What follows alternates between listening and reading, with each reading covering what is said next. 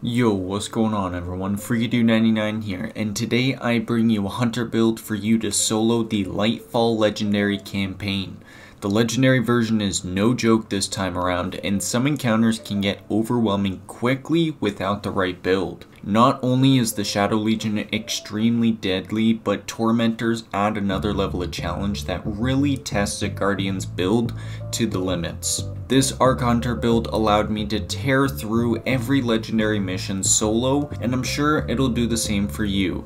But before we jump into the details, be sure to subscribe if you're enjoying my content, as I can see many of you haven't yet. It helps out and shows me you're enjoying my content and want to see more of it, and I want to deliver more. But other than that, let's jump into the subclass. Starting off, of course, we're using Gathering Storm for the insane amounts of damage, plus the fact it's a burst super. It works really well on Tormentors for the fact it sticks into them as they move around a lot.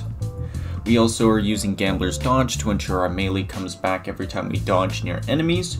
We're using Triple Jump, and we're using Combination Blow so we get a burst of health whenever we get a melee kill, as well as our melee damage is just increased, and in legendary difficulty that can be very nice to have. We are using Skip Grenade because we're using the exotic Shinobu's Vow as well. For our aspects, for the first one, we're using Flow State. Whenever we defeat a jolted target, it's going to make us amplified. We have tons of ways of jolting targets, so we're pretty much always going to be amplified and receiving that speed boost. As well as when we are amplified, our dodge comes back more quickly, we are more resilient while we dodge, and our reload speed is greatly increased. For the second aspect, we have Lethal Current. After dodging, our next melee attack has increased lunge range, it jolts the target, and it creates a damaging aftershock that will proc the jolt to trigger. As well as damaging any jolted targets with melee attacks also blinds them. Lethal Current is fantastic to have, especially when paired with Combination Blow, because whenever we're getting a melee kill, we're getting that little burst of health and our health regeneration is started. This saves me a lot of times in the legendary campaign, as well as it ensures we can actually get melee kills off. Enemies are extremely tanky, and melee is not the best, but on an Arc Hunter, melee smokes everything out of the water. Starting off with the fragments, we're using Spark of Shock, which will make our arc grenades jolt targets. This is just benefiting everything about our build.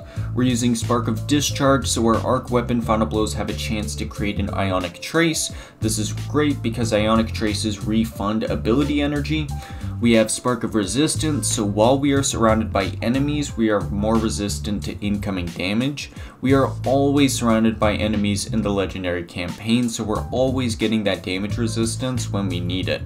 And then we're using Spark of Ion, so defeating a jolted target creates an Ionic Trace. This is just more ability energy generation, because we're going to be using our grenades so much during this build, which will fuel into getting our super and fuel into us doing insane amounts of damage and wiping the floor with any enemies we come across. Now that does it for the subclass. Moving on to the weapons. Starting off for our special, we're using Wither Horde. Now just like my Titan build, Wither Horde is fantastic. The amounts of steady damage it can do, the ad clear it can do, and in some of the boss fights and encounters, just being able to shoot them and then hide behind cover and get your health regen and keep that steady damage on them, it's really nice to have. But I also found myself using my Arvandil FR6 with Chill Clip. Chill Clip is really nice to have, and if you have any kinetic special weapons or stasis special weapons, you can use them. This build's actually pretty versatile because mainly we are relying on our primary weapon, which is our Ikelos SMG with Volt Shot. Now you can use any weapon with Volt Shot here as long as it's primary and it has a decent reload, decent damage, and you like using it. Of course, Volt Shot is the key here as it fuels into some of our fragments and our aspects, so we just want to make sure we're using Volt Shot. You also have things like Brigand's Law, which can run Volt Shot as well. And then for your heavy weapon, you can pretty much use anything you want as long as it's got a good amount of rounds in it. I'd recommend rocket launchers or grenade launchers. Heavy machine guns are pretty nice for clearing out tons of ads, but with this build, you pretty much need a massive amount of damage from a rocket launcher or a grenade launcher, and I'd go personally Bump in the Night, Palmyra, or even something like Wendigo or Crime Mutiny. Now that's going to do it for the weapons. Moving on to the artifact and the artifact perks, the only really one you need will be Authorized Mods Grenades, because it lowers the amount of energy grenade mods take up. But when you're starting off, you actually don't need it. By the time you get to the point you do need this perk, you will already have it by that point in the legendary campaign, so don't worry about it. Now that does it for the artifact perks. Moving on to the armor and the mods, starting off with the helmet, we're using ashes to assets, so whenever we're getting grenade kills, we're getting some bonus super energy. We always have our grenade with this build, so we're always getting super energy, and thus we're always using our super. We're also using heavy ammo finder to ensure that we get heavy ammo to actually drop. It's really important to have in boss fights, especially in some of them, and if you don't get a heavy ammo drop, it can make things really rough.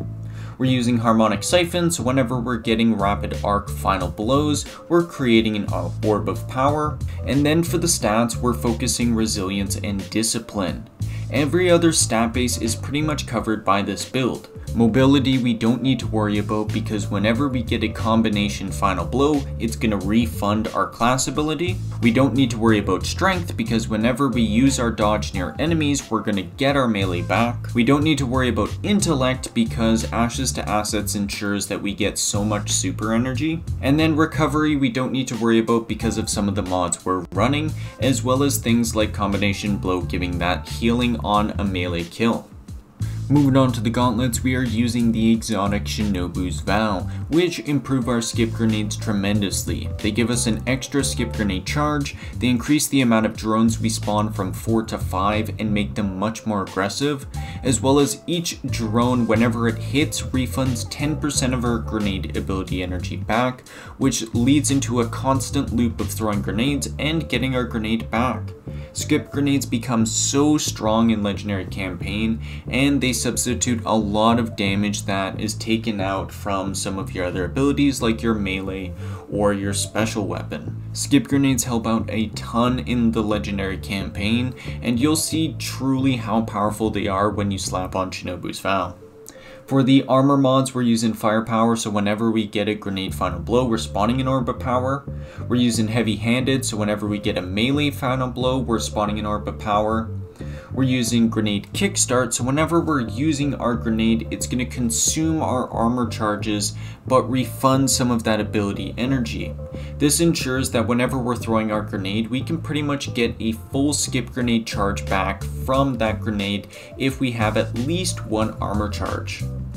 Moving on to the chest piece, we are using arc resistance and melee damage resistance. Melee damage resistance I recommend because a lot of times you're going in for melee kills to get that health regeneration to start.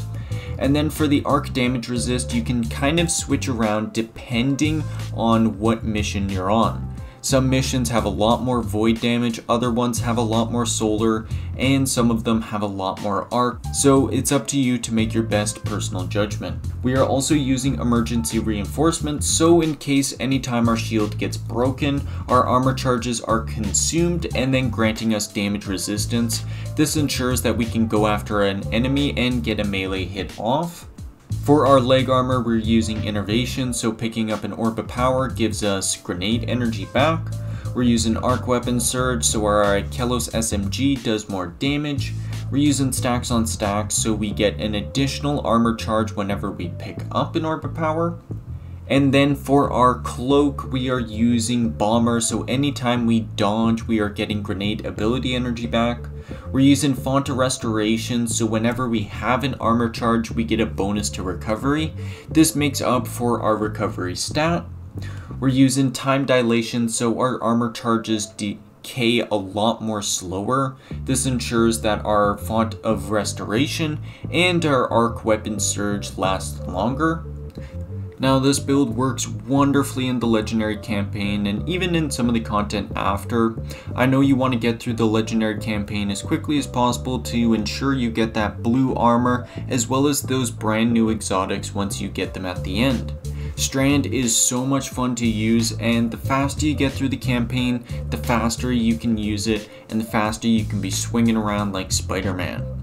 Other than that, this has been FreakyDude99. Make sure to hit that subscribe button if you haven't already. Make sure to hit a like if you like this video and drop a comment if you think there's any improvements I can make to this build. I love hearing what you guys have to say, and of course we'll see you in the next video. Peace out everyone.